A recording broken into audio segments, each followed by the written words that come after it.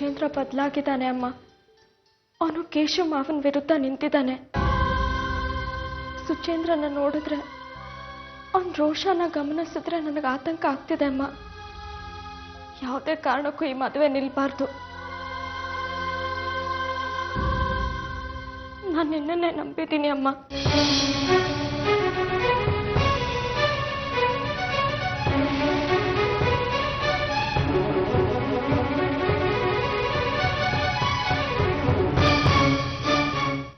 ನಮಕ್ ಹರಾಮನ್ನ ಪದ ಹುಟ್ಟಿದ್ದೆ ನಿನ್ನಿಂದ ಅಂತ ಅನ್ಸುತ್ತೆ. ಇದ್ರಲ್ಲಿ ನಂದೇನು ಇಲ್ಲ ದಣಿ. ಮನಸ್ಸಿರಿಲಿ ಏನು ಅಂದಿದ್ದೆ ನೀನು? ಸುಚೇಂದ್ರನ ಹತ್ರ ಬಿಟ್ಬಿಡಿ ಅಪ್ಪಾಜಿನ ಚಿಕ್ಕದಣಿ ಅಂತ ಹೇಳಿರ್ಲಿಲ್ಲ. ತಂದೆ ವಿರುದ್ಧನೇ ಮಗನ ಎತ್ಕಟ್ತೀಯನಲ್ಲೇ ಭೂಪಾಲು. ನೀವು ಅವತ್ತು ಊರಲ್ಲಿ ಇರ್ಲಿಲ್ಲ ದಣಿ. ಆ ಚಿಕ್ಕದಣಿಗಳು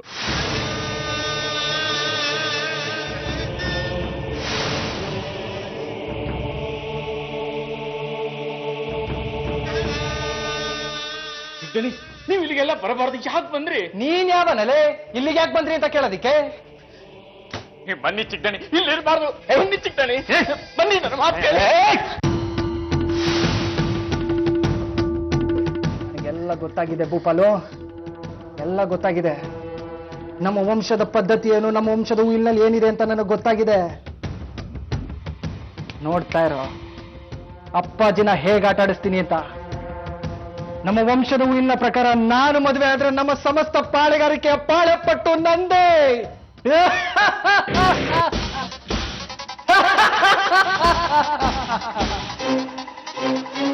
ಅಪ್ಪಾಜಿ ಎಂತ ಕುತಂತ್ರಿ ಅಂತ ನನಗೆ ಗೊತ್ತಾಗಿದೆ ಕಣ.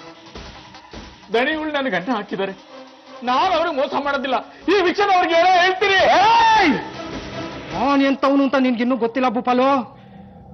ಅಪ್ಪಾಜಿನ ನಿನ್ ವಿರುದ್ಧನ ಎತ್ಗಟ್ಟಿ ನಿನ್ನನ್ನೇ ಕೊಲ್ಲೋ ಹಾಗೆ ಮಾಡ್ತೀನಿ ನಾನು.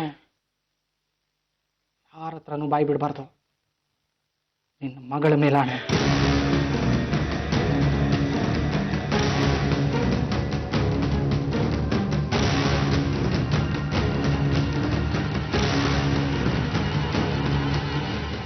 ವಂಶದ ಉಯಿಲಿನ ವಿಚಾರ ಗೊತ್ತಾದ ಮೇಲೆ ಸಭ್ಯನಾಗಿದ್ದ ನಾನು ತಾತ ಮಾರ್ತಾಂಡ ಅವರ ಕ್ರೌರ್ಯಗಳನ್ನ ರೂಢಿಸ್ಕೊಂಡೆ. ಈಗ ಸುಚೇಂದ್ರನಿಗೆ ನನ್ನ ವಂಶದ ಉಯಿಲಿನ ಬಗ್ಗೆ ಗೊತ್ತಾಗಿದೆ. ಅವನು ನನ್ನಲ್ಲಿರೋ ಕ್ರೌರ್ಯಗಳನ್ನ ಮೈಗೂಡಿಸ್ಕೊಳ್ತಿದ್ದಾನೆ. ಎಲ್ಲನೂ ಅಮ್ಮನವ್ರ ಪಾದಕ್ಕೆ ಹಾಕ್ಬಿಟ್ಟಿದ್ದೀನಿ. ಅಮ್ಮನವ್ರೇ ಪರಿಹಾರ ಹೇಳಿ. ದೇವಸ್ಥಾನಕ್ಕೆ ಹೋಗ್ಬೇಕು.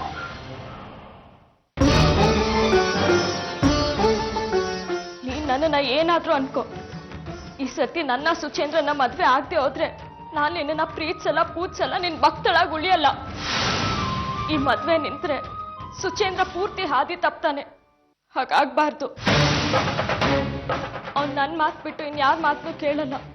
ಅವ್ನ್ ನನ್ ಮಾತು ಕೇಳ್ಬೇಕು ಅಂದ್ರೆ ನನ್ನ ಅವನ ಮದ್ವೆ ಆಗ್ಲೇಬೇಕು. ನಮ್ಮಿಬ್ರು ಮದ್ವೆ ನಡ್ಸೋ ಜವಾಬ್ದಾರಿ ನಿಂದು. ನಮ್ಮಿಬ್ರು ಮದ್ವೆ ಈ ಸರ್ತಿ ನಡೀದೆ ಹೋದ್ರೆ ನಾನು ಜೀವಮಾನದಲ್ಲೇ ಮದ್ವೆ ಆಗಲ್ಲ.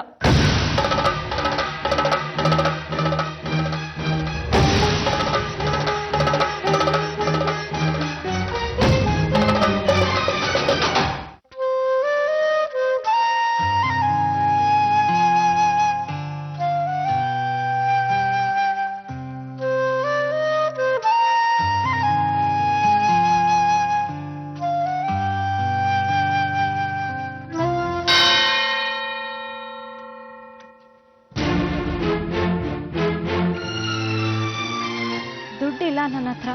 ಕೇಳಿದ್ನ ನಾನು. ಜಾಗತೆ ಬಡ್ದಿದ್ದು ಜಾಗೃತಗೊಳಿಸೋದಿಕ್ಕೆ.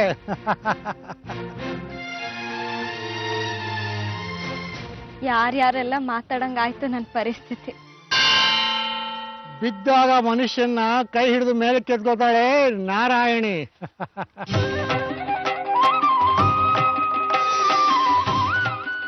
ಯಾರ್ ನೀವು? ಧೂತ, ಧೂರ್ತ ಅಲ್ಲ.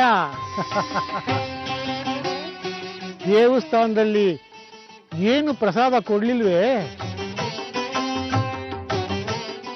ಹೂವು, ಕುಂಕುಮ, ತೆಂಗಿನಕಾಯಿ ಕೊಟ್ರು. ಪುಳಿಯೋಗರೆ, ಮೊಸರನ್ನ. ಮನೆಗ್ ಬನ್ನಿ, ಊಟ ಮಾಡ್ಕೊಂಡು ಹೋಗೋರಂತೆ. ಏನ್ ಕೇಳ್ಕೊಂಡೆ? ಅಮ್ಮನವ್ರ ಹತ್ರ ಏನೋ ಕೇಳ್ಕೊಂಡೆ. ಕೊಡೋದು ಬಿಡೋದು ಅವಳಿಗೆ ಬಿಟ್ಟಿದ್ದು. ಕೊಟ್ಟಿದ್ದಾಳಲ್ಲ. ಕೊಟ್ಟಿದ್ದಾಳೆ. ನಿಮಗೆ ಹಸಿವು ಕೊಟ್ಟಿದ್ದಾಳೆ, ನನಗೆ ಆತಂಕ ಕೊಟ್ಟಿದ್ದಾಳೆ. ಪರಿಹಾರನೂ ಕೊಟ್ಟಿದ್ದಾಳಲ್ಲ ನಾರಾಯಣಿ. ಬರ್ತೀನಿ, ಹೊತ್ತಾಯ್ತು. ಒಳ್ಳೇದಾಗ್ಲಿ ಮಗಳೇ.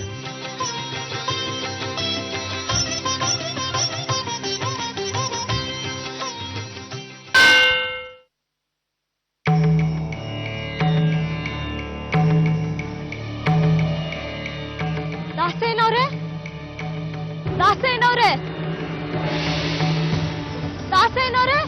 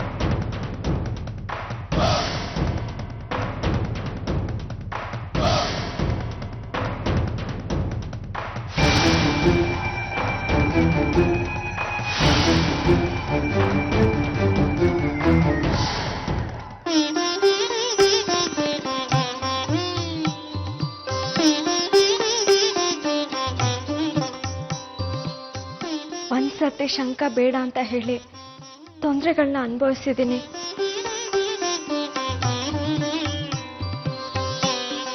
ಆದ್ರೆ ಮತ್ತೆ ಈ ಶಂಕ ನಮ್ಮನೆಗೆ ಬಂದಿದೆ. ಇನ್ ಮುಂದೆ ನಮ್ಮ ಮನೇಲಿ ಸಂತೋಷಗಳೆಲ್ಲ ಹೆಚ್ಚಿ ಯಾವುದೇ ತೊಂದರೆಗಳು ಬರ್ದೇ ಇರಲಿ. ನನ್ನ ಸುಚೇಂದ್ರನ್ ಮದ್ವೆ ನಿರ್ವಿಘ್ನವಾಗಿ ನೆರವೇರ್ಲಿ ಅಮ್ಮ.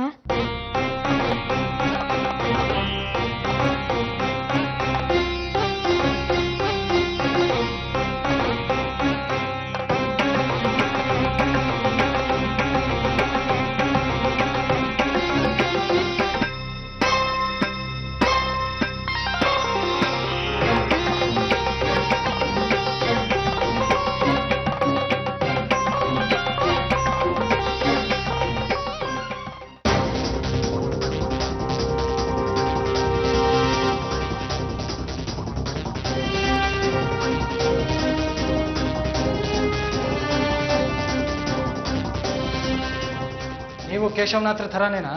ಮಕ್ಕಳ ಸುಖ ಮುಖ್ಯ ಅಲ್ವಾ ನಿಮ್ಗೆ? ಪಾರ್ವತಿ, ಪಾನ್ಕ ತಗೊಂಬಾರೆ, ಸುಚೇಂದ್ರ ಬಂದಿದ್ದಾನೆ. ಸ್ವಲ್ಪ ತಾಳ್ಮೆ ಇರ್ಲಿ ಕಣಯ್ಯ. ಪಾನ್ಕ ಬಿಸಿಲಿ ರಕ್ತಕ್ಕೆ ಪಾನ್ಕ ಸುರಿದ್ರೆ ತಣ್ಣಗಾಗತ್ತೆ. ಮಗಳು ಮುಖ್ಯ ಕಣಯ್ಯ ನನಗೆ. ಅವೆಲ್ಲ ಏನು ಬೇಡ. ನಾನು ನನ್ನ ಮುಖ್ಯವಾದ ವಿಚಾರ ಮಾತಾಡಕ್ ಬಂದಿದ್ದೀನಿ. ಏನು ಅದು ಸುಚೇಂದ್ರ? ನನ್ನ ದೇವಿ ಮದುವೆ ಯಾವಾಗ? ಹೇಳಿದ್ದೀನಿ ಇವ್ರಿಗೆ, ಇವತ್ತು ನಾಳೆನೂ ನಿಮ್ಮ ಮನೆಗೆ ಬರ್ತಾ ಇದೀವಿ ಮಾತಾಡೋದಕ್ಕೆ. ನಿಮ್ಮ ಕೇಶವನಾಥ್ರನ್ನ ನಂಬ್ಕೊಂಡ್ರೆ ಮದುವೆ ನಡೆಯೋದೇ ಅನುಮಾನ. ನೀನು ದೇವಿ ಪ್ರೀತಿ ಮಾಡಿದ್ದೆ ಅಲ್ಲ ಕಣೆ. ಅಪ್ಪ ಮಗನ ಜಗಳದಲ್ಲಿ ನಮ್ ದೇವಿ ಕಷ್ಟ ಅನುಭವಿಸ್ತಿದ್ದಾಳೆ. ಏನ್ ಪಾಪ ಮಾಡಿದಾಳೋ ನಮ್ಮ ಮಗಳು. ತೆಗಿ. ಯಾಕೋ ಸುಚೇಂದ್ರ, ಏನ್ ಕಡಿಮೆ ಆಗಿದೆ ನಮ್ ದೇವಿಗೆ? ಯಾಕೆ ಬೇಡವಂತೆ ಅವಳು? ಅವೆಲ್ಲ ಬೇಡ. ನಾನ್ ನಿಮ್ಗೆ ಅಳಿ ಆಗೋದು ಒಪ್ಕೆ ತಾನೆ? ಖಂಡಿತ. ಹಾಗಿದ್ಮೇಲೆ ಮುಗೀತು. ನೀವೇ ನನ್ನ ಅತ್ತೆ ಮಾವ, ದೇವಿನೇ ನನ್ನ ಹೆಂಡತಿ. ಈ ಸಲ ನಿರ್ಧಾರ ಮಾಡಿದ್ದೀನಿ. ಈ ಸಲ ನನ್ನ ನಿರ್ಧಾರದಂತಾನೆ ಎಲ್ಲವೂ ನಡೆಯೋದು. ತಂತ್ರಿಗಳು ಹೇಳಿದ್ದೀನಿ ಒಳ್ಳೆ ಮುಹೂರ್ತ ಇಟ್ಕೊಡಿ ಅಂತ. ಮುಹೂರ್ತ ಒಂದು ಇಟ್ಕೊಡ್ಲಿ, ಆಮೇಲೆ ನೋಡ್ತೀನಿ. ಕೇಶವನಾಥ್ರು ಒಪ್ಲಿ ಬಿಡ್ಲಿ, ಈ ಸತಿ ನಾನ್ ದೇವಿನ ಮದ್ವೆ ಆಗದೆ. ಈ ಮಾತಿಗೆ ಅಮ್ಮನವರೇ ಸಾಕ್ಷಿ.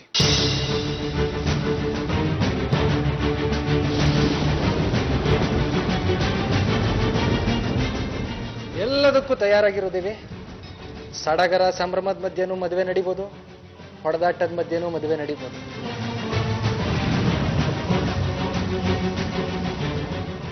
ಆದ್ರೆ ಮದುವೆ ನಡೆದೇ ನಡೆಯುತ್ತೆ.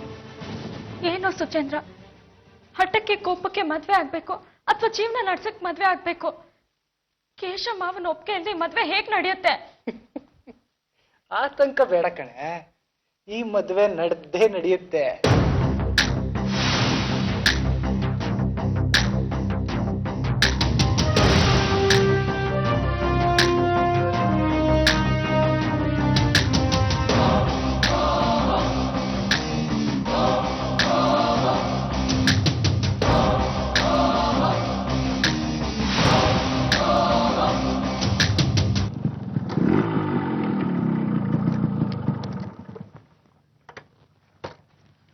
ಏನೇ ಭೂಪಾಲ?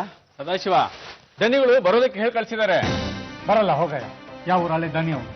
ಮುಖ್ಯವಾದ ವಿಚಾರ ಮಾತಾಡ್ಬೇಕಂತಪ್ಪ, ಜೊತೆಗೆ ಪಾರ್ವತಕ್ಕನ್ನು ಕರ್ಕೊಂಡು ಬರ್ಬೇಕಂತೆ. ವಿಷಯ ಏನು ಅಂತ ಹೇಳು, ಬರ್ಬೇಕೋ ಬೇಡವೋ ಅಂತ ನಿರ್ಧಾರ ಮಾಡ್ತೀನಿ. ವಿಷಯ ಏನಂತ ನನಗೆ ಗೊತ್ತಿಲ್ಲಪ್ಪ. ಮುಖ್ಯವಾದ ವಿಚಾರ ಮಾತಾಡಬೇಕು. ಸದಾಶಿವನಿಗೂ ಪಾರ್ವತಕ್ಕನಿಗೂ ಬರೋದಕ್ಕೆ ಹೇಳು ಅಂತ ನನಗೆ ಹೇಳಿ ಕಳಿಸಿದ್ರು. ವಿಷಯನ ತಿಳಿಸಿದ್ದೀನಿ. ನೀವು ಅಲ್ಲಿಗೆ ಬಂದ್ರೆ ಅದೇನು ಅಂತ ಗೊತ್ತಾಗುತ್ತೆ. ನಾನು ಬರ್ತೀನಪ್ಪ.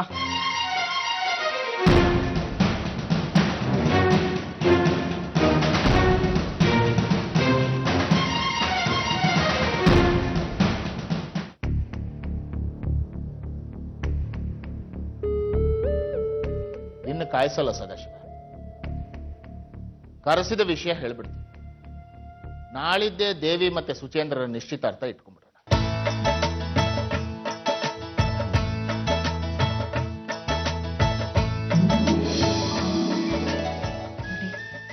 ನಾಡಿದ್ದೇ ನಿಶ್ಚಿತಾರ್ಥ ಅಂತ ಹೇಳ್ತಾ ಇದ್ದಾರೆ. ಆತರ ಮಾಡ್ತಾ ಇದ್ದಾರೆ. ಒಂದ್ ವಾರ ಕಳೀಲಿ ಅಂತೆಲ್ಲ ನೀವ್ ಹೇಳಕ್ ಹೋಗ್ಬಿಡಿ. ನಿಶ್ಚಿತಾರ್ಥ ನಮ್ಮಲ್ಲೇ ಆಗ್ಬಿಡ್ಲಿ. ಮದ್ವೆಗೆಲ್ಲಾರನ್ನೂ ಕರೆದ್ರಾಯ್ತು. ದೇವಿ ಸುಚೇಂದ್ರನ ಮದುವೆ ಆಗ್ಲಿ ಅಂತ ನಮ್ಮ ಮನಸ್ಸಿನಲ್ಲೂ ಇತ್ತು. ಸುಚೇಂದ್ರ ಬಂದಿದ್ದ.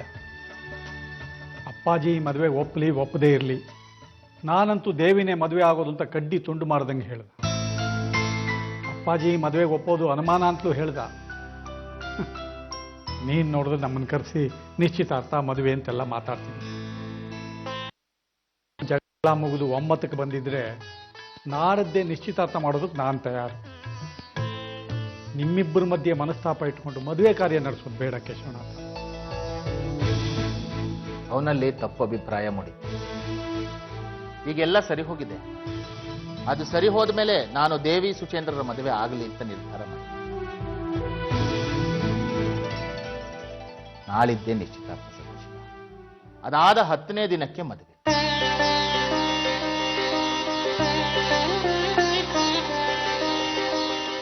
ತಂತ್ರಿಗಳಿಗೂ ಹೇಳಿ ಕಳಿಸಿದ್ದೀನಿ, ನಿಶ್ಚಿತಾರ್ಥ ನಡೆಸ್ಕೊಡಿ. ನಿನ್ನ ಒಪ್ಪಿಗೆ ಬೇಕಾಗಿತ್ತು ಅಷ್ಟೇ.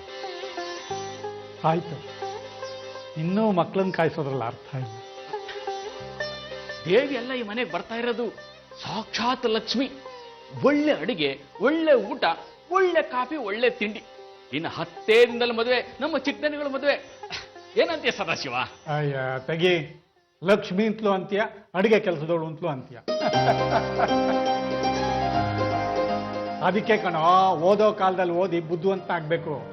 ಡಾಡ್ ಅಂತ ಅಂದು ಲಕ್ಷ್ಮಿನೇ ಬೇರೆ, ಅಡ್ಗೆ ಕೆಲಸದೊಳೆ ಬೇರೆ ಭೂಪಾಲ. ಬರ್ತೀನಪ್ಪ ಕೇಶವನಾಥ. ನಮ್ಮಲ್ಲೇ ನಿಶ್ಚಿತಾರ್ಥ ಅಂದ್ರೂ ಸಣ್ಣ ಪುಟ್ಟ ತಯಾರಿಗಳಿದ್ದೇ ಇರುತ್ತೆ. ನಾಳದ್ದೇ ನಿಶ್ಚಿತಾರ್ಥ ನೋಡು.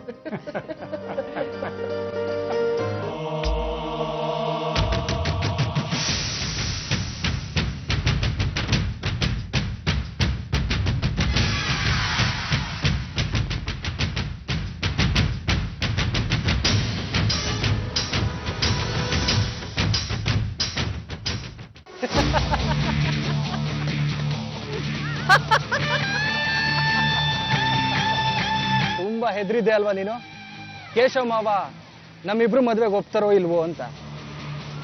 ಒಪ್ಪಿದ್ರ ಕಡೆ ನಮ್ಮ ಮದ್ವೆಗೆ ಒಪ್ಪಲೇಬೇಕು. ನಾನು ಹೇಳ್ದಂಗೆ ಕೇಳಲೇಬೇಕು.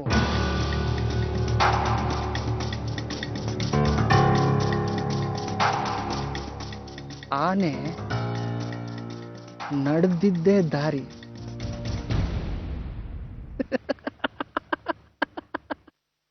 ಎಲ್ಲ ಒಪ್ಪಿದಾರಲ್ಲ, ಸಮಾಧಾನವಾಗಿರೋ. ಯಾಕೋ ಹಲ್ ಕಡಿತಿದ್ಯಾ?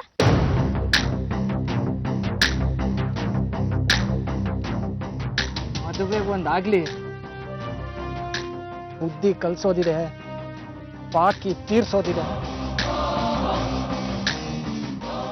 ಯಾಕೋ ಸುಚೇಂದ್ರ, ನೀನು ಇಷ್ಟೊಂದು ರೋಷದಲ್ಲಿ ಮಾತಾಡಿರೋದನ್ನ ನಾನು ನೋಡೇ ಇಲ್ಲ. ಏನೋ ಬದಲಾವಣೆ ಆಗಿದೆ ಕಣೋ. ನಿಮ್ಮ ಮಾವ ಕೇಶವನಾಥ್ರು ಅಂತಿದ್ಯಾ ಹೊರತು ಅಪ್ಪಾಜಿ ಅಂತ ಕರೀತಾನೆ ಇಲ್ವಲ್ಲೋ? ನಿನಗೆ ನಾನು ಮುಖ್ಯನೋ ಅಥವಾ ನನ್ನ ಅಪ್ಪಾಜಿ ಅಂತ ಕರೆಯೋದು ಮುಖ್ಯನೋ? ನಿನಗೆ ನಾನು ಮಾತ್ರ ಮುಖ್ಯ ಆಗ್ಬೇಕಷ್ಟೇ.